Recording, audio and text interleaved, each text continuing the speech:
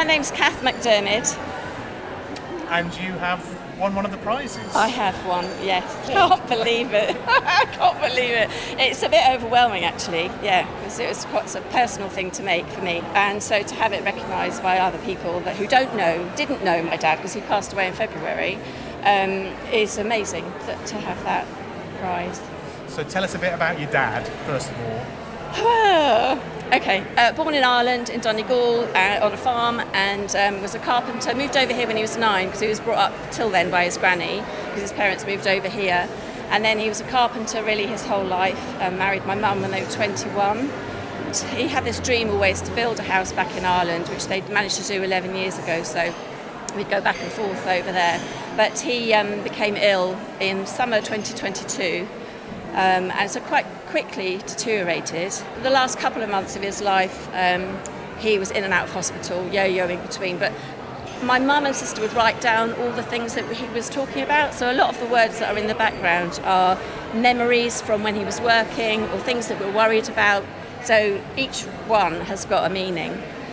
It was dementia. He would get very angry about things, and so we didn't realise why this was, for us, out of proportion, really. And a lot of these things he'd get angry about or worried about, where the ladders were and things like this, and go over and over and over. And then when he was in the care home, we managed to find an amazing one. He calmed down completely, and his face used to light up when we used to go.